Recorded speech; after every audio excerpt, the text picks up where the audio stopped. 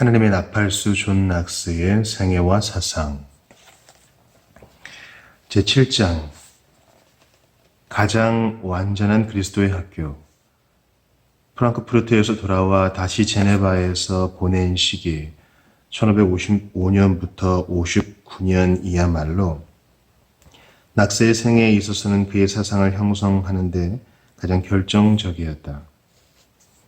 이 시기에 그는 학문에 전력할 수 있었으니 성경과 신학에 대한 이해가 넓어졌으며 또한 칼빈과의 교분도 두터워졌고 칼빈을 만나러 제네바를 방문하는 수많은 개혁 지도자들을 만나면서 지식과 지혜의 폭을 넓혀갔다. 이러한 영향들을 받아가며 이제까지 채 구체적 형태들을 갖추지 못하였던 낙스의 사상들은 체계화되었으니 이후에 스코틀랜드에 돌아갔을 때에 종교개혁 운동의 지도자적 위치를 감당하기 위한 준비를 갖추게 된 셈이었다.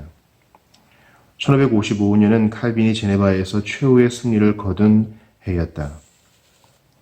그는 1541년 돌아온 후부터 흔히 리버틴, 즉 자유방종파들로부터 계속 반대에 부딪혔는데 이 리버틴들은 개인적으로 공적으로 엄격한 윤리 생활을 수립하고자 하는 칼빈을 혐오한 때문이었다. 또한 자크 그루에, 제롬 볼색, 마이클 셀베투스 등도 개인적으로 칼빈을 비난하거나 이보다 더욱 중요하게는 그의 가르침을 거부하였다. 1553년 당시 리버틴 파들이 주도하는 정부에서 셀베투스를 처형함으로써 대부분의 반발은 표면상으로는 자취를 감춘 상태였다. 그러나 아직도 불평불만의 마지막 요소가 남아 있었으니, 즉 프로테스탄트 난민들의 유입이 그것인데 주로는 프랑스로부터였으나 기실은 유럽 각국이 다 이에 포함되었다. 피난민을 받아들이기를 강력히 반대하는 아미 페알린이 이끄는 리버틴파들은 1555년 5월 16일 폭동이 발생하자 어리석게도 이 폭도들을 지지하는 우를 범하고야 말았다. 이제 주로 칼빈을 지지하는 인사들이 주류를 이루던 시정부는 철저하게 이들을 분쇄하기 시작했다. 일부 반란 지도자들은 처형되고 나머지는 베른으로 도주하였으니 칼빈 지지자들이 정권을 장악하게 되었고 피난민들은 물론 기뻐할 수밖에 없었다. 낙스가 과연 자기가 이곳에 도착하자마자 발생한 일련의 사건들을 얼마나 주의 깊게 관찰했는지는 알 수 없다. 왜냐하면 이들에 대해 별로 언급하지 않고 있기 때문이다. 그러나 이러한 일련의 사태의 진전이 곧 스트라스부르크에까지 알려졌다는 것은 존 체크 경이 칼빈에게 축하의 편지를 보낸 것으로 능히 짐작할 수 있다. 낙스는 물론 벌어지는 사태들을 가까이서 보고 있기는 하였으나 전혀 정치 문제는 개입하지 않은 채 제네바의 학문과 문화 생활에 몰두하고 있었던 것으로 보인다. 당시 제네바에서는 문화가 꼽히고 있었다. 일부 역사학자들은 제네바를 마치 시골인 양 취급하면서 악독과 부도덕을 억누르고자 했던 칼빈의 노력에만 주로 관심을 쏟고 있는데 이러한 입장들은 1550년대 제네바의 상황을 정확하게 묘사한 것이라 할 수 없다. 우선 1547년 앙리 2세가 즉위한 이후 박해가 점차 심해짐에 따라 주로 귀족이나 신사계급들이었던 휴그노, 위그노 지도층 인사들의 상당수가 제네바로 이주해 왔다. 이들과 함께 상인들, 인쇄업자들, 명망 있는 학자들이 동행하였다. 이와 같은 시기에 루카, 펠라라, 기타 등지에서 프로테스탄트들을 향한 공격이 가중되자 수많은 이탈리아인들 역시 제네바로 피신하게 되었다. 이와 같은 대규모 집단들뿐 아니라 영국인들, 화란인들, 독일인들, 스페인인들, 폴란드인 등의 소수 집단들도 모두 칼빈의 보호 아래 피신주를 구하였다. 부데, 카라치올로, 보들리, 크레스핀, 에스티엔, 마로 등의 이름을 살펴보면 제네바가 세계의 지성인들을 위한 안식처를 제공하였을 뿐만 아니라 이러한 지식인들은 제네바 본래의 엘리트 계급들과 이상적인 교류를 가졌으리라는 사실을 짐작할 수 있다. 이처럼 칼빈의 환영을 받은 인사들은 각종 학문과 음악의 번성을 이루는 데 기여하였다. 장 크리스핀과 헨리 에소티엔이 설치한 인쇄소에서는 곧 각국 언어로 된 각종 서적들을 펴내기 시작하였다. 주로 사람들의 관심을 모은 서적들은 신학 분야였으나 시, 세타이어, 역사, 정치이론 및 기타 여러 가지 부문의 서적들이 출판되었다. 이와 마찬가지로 루이 브루조와, 클라우드 구디멜, 기욤 프랑 등의 영향 아래서 음악 역시 도시 생활의 주요한 몫을 담당하게 되었다. 회중들이 시편을 부르도록 한 칼빈의 관심도 실은 이러한 발전에 그 기반을 두고 있다. 그러나 작곡가들은 단지 시편을 교회에서 부를 수 있도록 곡조를 붙이는 데에 머물지 않았다. 어떤 저자가 지적하였듯이 제네바에서의 음악의 발전은 또한 대중음악에 대한 참신한 접근을 시도할 수 있는 기반을 마련해 주었다. 이들은 당시 제네바의 문화 발전 가운데 겨우 두 가지 예를 보인 데 불과하다. 동시에 남매들은 단지 재물뿐만이 아니라 새로운 직업들과 상업들을 함께 들여왔다. 이들의 직업은 재화공, 양복공, 직조공들과 함께 대상인들, 의사들, 변호사들, 교사들 등 다양하였다. 이들 중에서도 특히 중요한 의미를 갖는 것은 인쇄업자들이라 할 수 있겠다.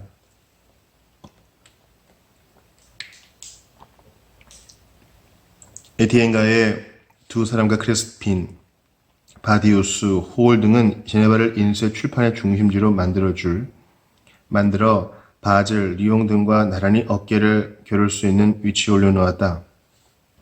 따라서 난민들은 절대로 남의 신세를 지는 거린이나 기생충들은 아니었으며 반대로 제네바의 경제 발전에 상당한 기여를 한 존재들이었다. 이러한 분위기의 도시에서는 계속 새로운 사상들이 속출할 수밖에 없었다. 물론 신학에 관한 의견들은 매주 모이는 콘시스토리, 당회에서 면밀한 검토를 받았으나 다른 분야들에 관하여는 거의 이러한 제한이 없었다 할 수 있다. 크리스핀이 낙스의 첫 번째 나팔 소리 First Blast of the Trumpet을 출판한 지 거의 1년 이후에야 칼빈이 비로소 이 사실을 알았다는 사실에 비추어 보건대 출판물 검열 역시 어설픈 상태였음을 알 수 있다.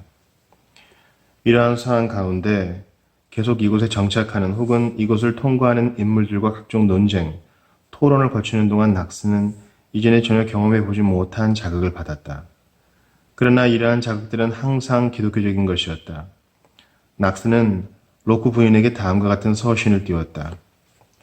저는 아무런 부끄러움이나 두려움을 느끼지 않은 채 이것이야말로 사도들의 시대 이후 지상에서 가장 완전한 그리스도의 학교라고 자신있게 말씀드릴 수 있습니다. 물론 다른 곳들에서도 그리스도는 진실로 전파되고 있습니다. 그러나 도덕과 종교가 이처럼 신실하게 개혁되어가는 모습을 어느 곳에서도 찾아볼 수 없었습니다. 비록 프랑크푸르트에서의 분쟁이나 영국에서의 자기 위주의 귀족들이나 전쟁과 무법으로 황폐해진 고국을 떠나 새로운 평화와 고유를 즐기기는 하였으나 그는 이러한 평안을 그다지 오래 누리지는 않았다. 여러 가지 압력을 의식한 낙스는 약 6개월의 체제 후 갑작스럽게 스코틀랜드로 돌아가기로 결정하여 1555년 9월 고국에 도착하였다. 그러나 그곳에서의 활동에 대하여는 후에 다시 다루도록 하자. 한편 우리가 살펴본 바대로 낙스가 프랑크푸르트를 떠난 후 스트라스부르크의 기존 층의 영국 교회를 장악함에 따라 위팅함과 안토니 길비 등은 다른 과격파 프로테스탄트들을 대동하고 1555년 10월 낙스가 스코틀랜드를 향해 떠난 직후 도착하였다. 이러한 프랑크푸르트 출신 불복종파 혹은 비국교도파들이 제네바에 도달해 보니 이곳에는 이미 약 20여 명의 영국 난민들이 정착하고 있었다. 이들 중에는 프랑크푸르트에서 낙스에 대적하였으나 그가 쫓겨난 후 곧 거기를 떠난 인물들도 있었다. 예를 들어 토마스 레버나 윌리엄 아몬드샴 등은 직접 영국에서 온 윌리엄 스태포드 경 등과 합류하기 위해 여름 동안에 도착한 바 있었다. 따라서 칼빈의 호의적인 협력하에 위팅함, 웃, 길비 등이 제네바 안에 영국교회를 창립할 허가를 받아 1555년 11월 문을 열었을 때 교인들 숫자는 약 50명에 달하였다. 일단 창립되자 이들은 프랑크푸르트에서의 전례를 좇아 다른 곳의 영국 난민 교회들에게 제네바로 이주해 오도록 초청하였다. 즉시로 많은 숫자들이 합류하지는 않았으나 점차 영국인들이 모여왔으니 일부는 정착하기도 하고 일부는 잠시 들르기도 하였다. 여하튼 제네바에 머물렀던 영국인들의 숫자는 213명 이상을 초과한 적은 없으니 이는 메리 여왕 아래에서의 전체 난민 숫자의 25%가량 된다.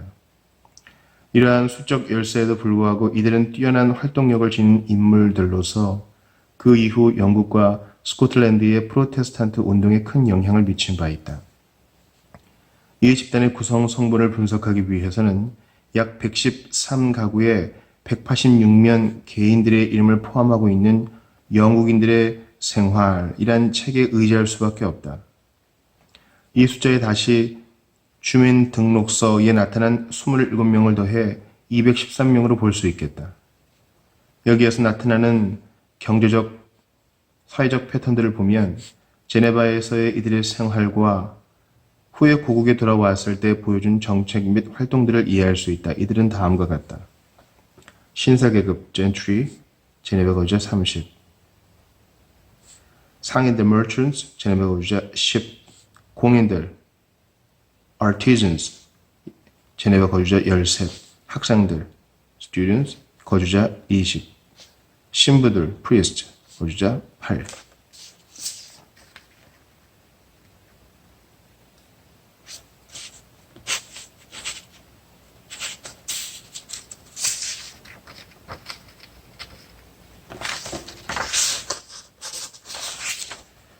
그 밖에도 단지 설교자들이라 기재된 이들과 직업이 명시되지 않은 이들이 몇몇 있다. 이들 중 겨우 4명가량만이 농업에 종사한 것으로 보인다. 따라서 이 회중들은 주로 신사들이나 도시 주민들이었으며 이들은 둘 다 모두 진보적인 종교, 정치적 이념을 소유하기 쉬운 계급들이었으니 특히 낙스에게 특별한 매력을 느낄 수 있는 사람들이라 할 수 있다. 이 교회는 11월 1일 창립되면서부터 진정한 개혁, 교회임을 표방하였다. 몇몇 사학자들이 지적하였듯이 이들이야말로 최초의 청교도 교회라 할 수 있었다.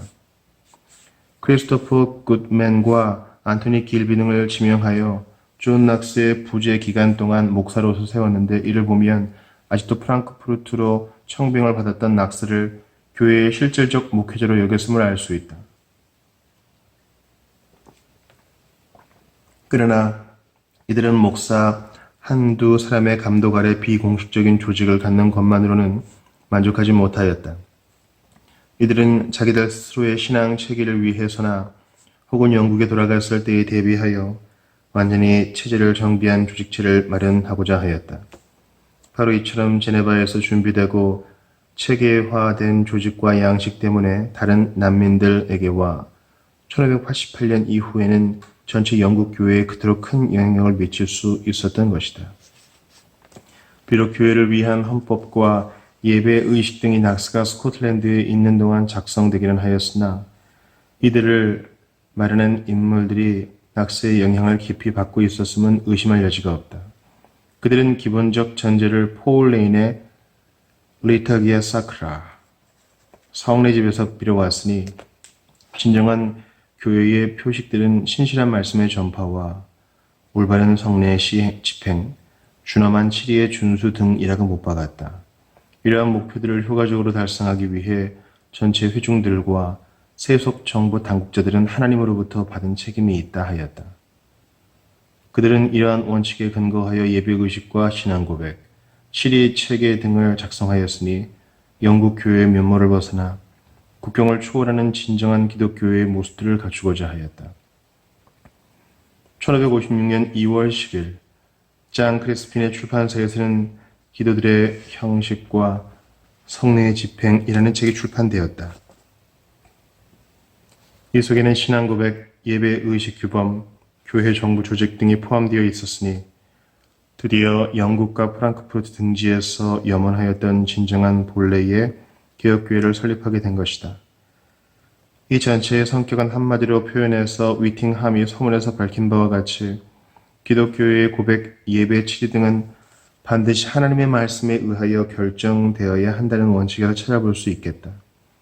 공중예배의 찬양까지도 영감을 받은 노래들인 시편에 국한되었다. 즉 단순한 관습이나 전통, 철학 등에 의해 지배를 받는 부분은 아무 데서도 찾아볼 수 없었다. 따라서 근본 이념부터가 공동기도사나 에드워드 6세 아래서 마련된 형식과는 판이하게 다른 것이었다. 이 책의 저자들은 특히 이 점을 영국 및 기타 여러 곳에 있는 형제들이 명심해 주기를 원하고 있었다. 예배의 순서는 성경의 해석을 중심으로 매우 단순한 것이었다. 즉 주의 고백과 시편의 찬송, 주의 강림을 간언하는 기도, 설교, 그 후에 질의응답, 목회자의 기도, 축도 등으로 구성되어 있었다. 예배가 곧 성경의 해석이라 불리는 것은 특히 그 목적을 가르침에 두고 있음을 명백히 보여준다. 또한 하나님께서 감동시키심을 조차 아무든지 말하거나 물을 수 있다는 구절을 보면 예배가 상당히 비공식적이었음을 알 수 있다. 이는 또한 공동기도서와는 달리 목사들이 반드시 사용해야 하는 일련의 기도문들이 생략되어 있음을 생각할 때 더욱 분명한 일이다. 목회자는 예배가 지나치게 격식에 매이지 않게 그러나 동시에 성경을 중심으로 하는 한 거의 자의로 예배를 조직할 수 있었다. 성례의 집행에 대하여도 그와 똑같은 태도가 견지되었다고 볼 수 있다. 세례식은 보통의 기도와 설교를 통해 거행되었다. 한편 성찬식은 한 달에 한 번 혹은 회중들이 원할 때마다 거행하도록 하였다. 예배 때마다 혹은 공동기도 때마다 성찬을 집행했다는 증거는 전혀 찾아볼 수 없다. 그뿐 아니라 이를 집행할 때에도 될 수 있는 한 단순한 방법으로 회중들에게 나누어 주었다. 목사는 회중들과 같이 탁자에 앉아 빵을 나누고 감사드린 후 모든 이들에게 나누어 주었다. 포도주에 대하여도 똑같은 행동이 취해졌다. 마지막 감사기도 후에 시편을 찬송하고 축도로서 예배를 마쳤으니 그의 말씀에 의한 보장이 없이는 아무도 이 거룩한 예식에 다른 것을 삽입시키지 못하도록 함이었다. 이 모든 것을 살펴보면 마치 오늘날 플리머스 형제 교회의 모습과 흡사함을 알 수 있다. 지난 수십 년간 일부 학파에서는 제네바에 있던 영국 교회가 그 예배 의식을 에드워드 시대의 제2기도서에 기초를 두었거나 혹은 최소한 같은 예배의 전통을 따랐음을 증명하고자 시도하였다. 또한 칼빈까지도 고정된 기도문과 예배 의식을 선호했다는 학설도 나왔다. 그러나 특히 낙스가 프랑크푸르트를 떠난 이유라든가 그 후에 위팅함 및 그의 추종자들도 같은 행동을 취한 것을 생각해 보면 이러한 주장이 거의 근거 없는 것임을 알 수 있다. 프랑크푸르트에서의 분쟁을 기록한 저자의 의견에 따르면 제네바에서 사용된 예배 형식은 프랑크푸르트에서 기도서를 따르기를 주장하는 자들과 타협점을 모색하기 위해 맨 처음 작성한 것이라 한다. 아마도 낙스는 바로 이 예배 형식 안에다 위팅함의 서문 등 몇 가지 수정안을 첨가하여 제네바에 가지고 간 것으로 보인다. 바로 이것이 제네바 교회의 예배 양식이 되었다. 의심할 것도 없이 칼빈의 포르메 데 프리에스가 기초를 제공하였으며 포르메 데 프리에르 또한 폴 레인의 리터기아 사크라 역시 영향을 미친 것으로 볼 수 있겠다. 그러나 물론 이들이 마치 노예처럼 이 원형들을 맹조한 것은 아니었다. 왜냐하면 이들은 폴 레인이 얘기한 바대로 그리스도를 향한 신앙은 예식이 미신을 낳을 가능성이 없는 한 이 다양성을 금하지 않는다. 그런데 동의하고 있었기 때문이다. 바로 이것이 낙스의 입장이었음을 증명하는 증거들은 여러 가지로 찾아볼 수 있다. 성례의 집행을 비롯하여 하나님을 예배하기 위한 예식들은 완전히 신약 성경의 규범과 신뢰를 좇아야 한다는 것이다. 그가 일찍이 1549년 버위익의 교인들을 지도할 때부터 인간들이 창안하지 않은 성경적 단순성을 좇는다는 것이 그의 목표였다. 이러한 그의 입장은 아마 1550년경에 쓰여진 것으로 보이는 성찬에 관한 그리스도인들의 신앙에 대한 선언, Declaration of the Christian Belief in the Lord's Supper 및 같은 날짜의 성찬 예식에 대한 대강을 기록한 단편들 가운데서도 찾아볼 수 있다.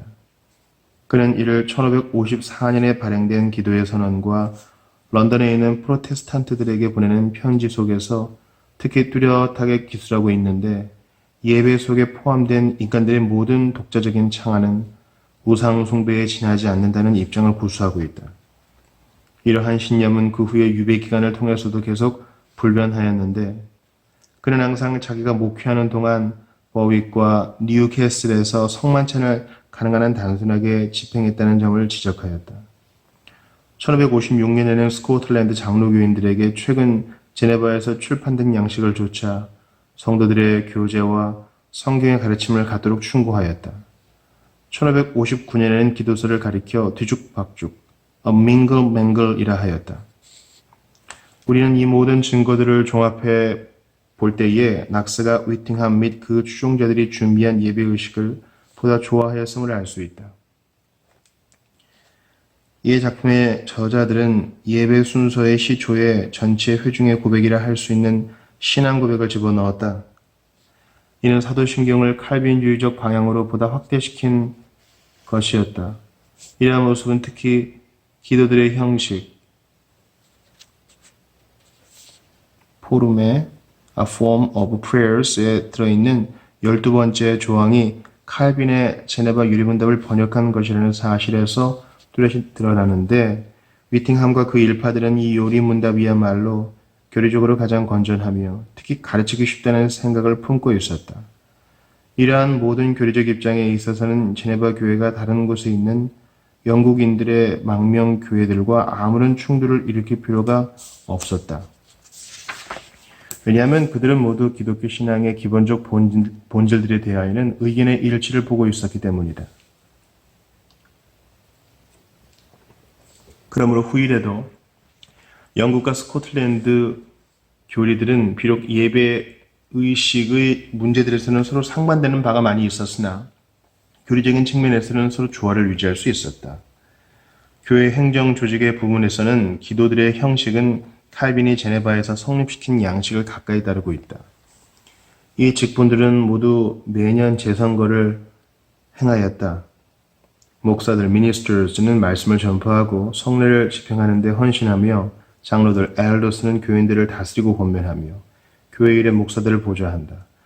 집사들은 구제금을 걷고 분배하는 책임을 진다. 매주 목요일 이 세 직분들은 함께 모여 컨시스토리, 교회 일을 의논하고 치리를 행한다.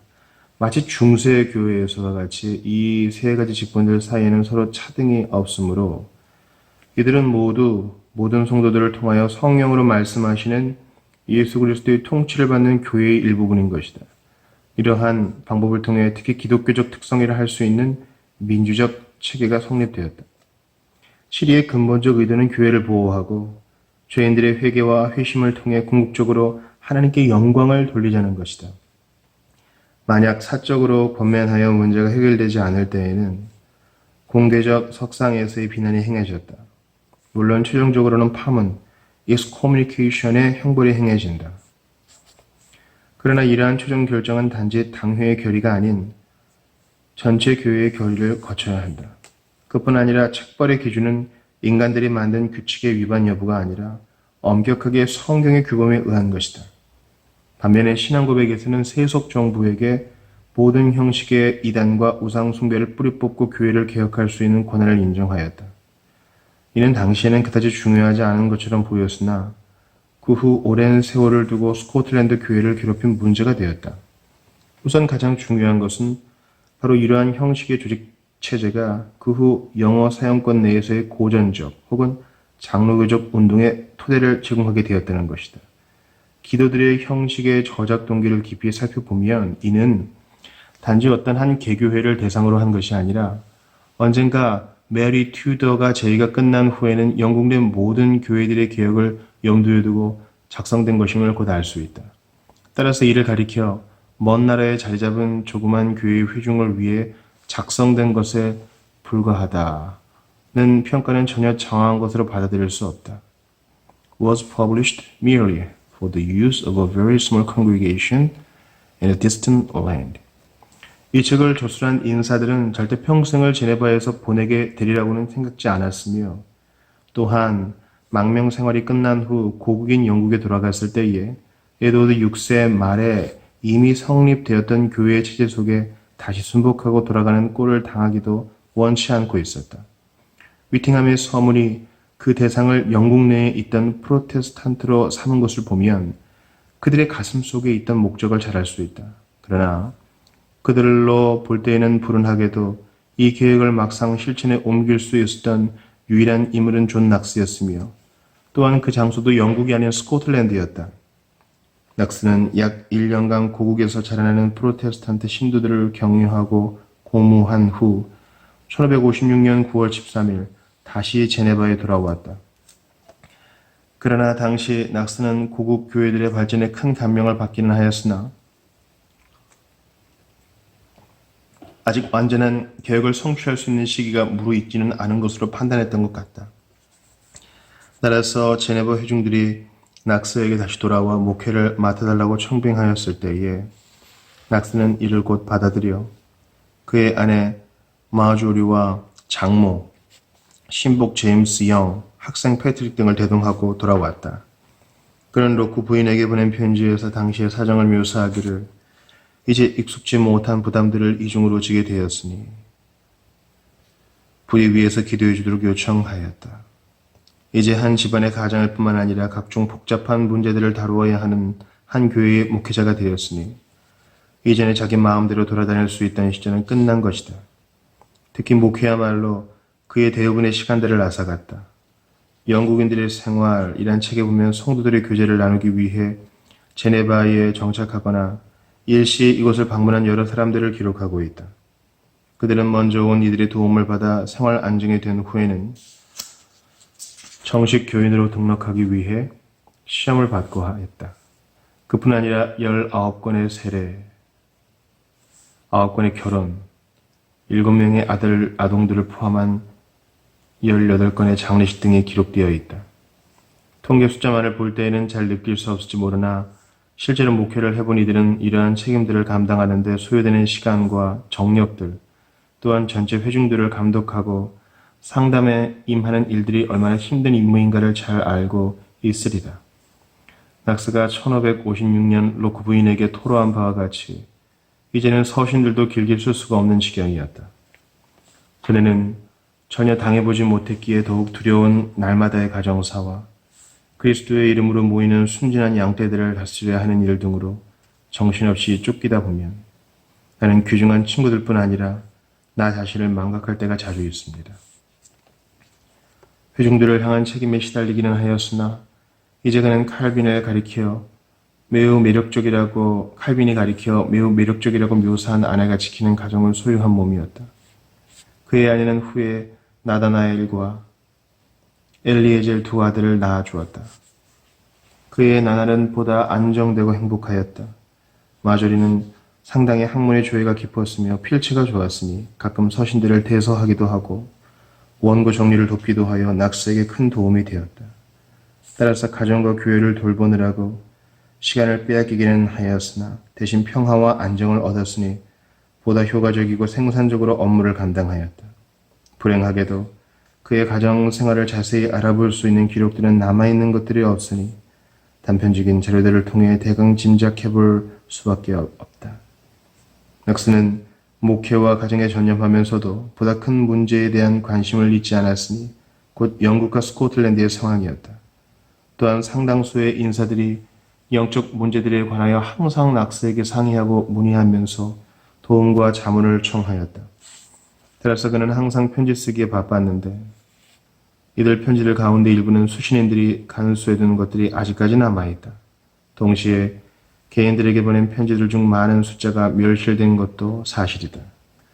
그는 스코틀랜드에서 제네바로 돌아오자마자 스코틀랜드의 프로테스탄트 신도들에게 온전한 상담을 위한 서신 A Letter of Wholesome Counsel를 띄워 이들의 비밀 집회 교회들 Private Crux 이에 예배에 관한 조언을 두면서 성경의 어느 부분에 관한 물음에 대해서라도 답신을 주겠노라고 약속하였다.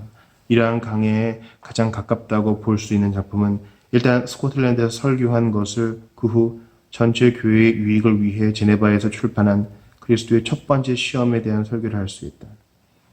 이 시기에 개인들의 보낸 편지들 중 아직도 남아있는 것들을 살펴보면 여러 가지 다양한 주제들에 관한 여러 가지 질문들에 응답하고 있었음을 알 수 있다. 그러나 모든 서신들을 통해 계속 흐르는 주제 한 가지는 우상 숭배에 굴복하는 데 관한 낙세 경고이다.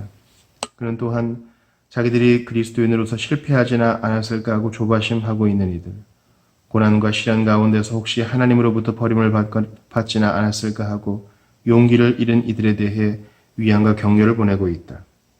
또한 어떤 편지에서는 신앙을 가진 여인들이 어떻게 몸치장을 해야 할까 하는 문제를 진지하게 다루고 있다. 그는 이에 대해 특정한 규칙들을 일관적으로 제시하고 있지는 않으나 몸치장에 지나치게 화려해서는 안 된다는 것과 의복이란 인간의 기능을 표시하는 것이므로 하나님께서 세우신 윤리를 무시하고 여자가 남자의 옷을 또는 남자가 여자 옷을 입으면 안 된다고 못 받고 있다. 또한 믿지 않는 자들과의 사회생활 문제와 일단 우상들에게 바치셨던 제물들에 대한 바울의 교훈 문제도 거론되고 있다.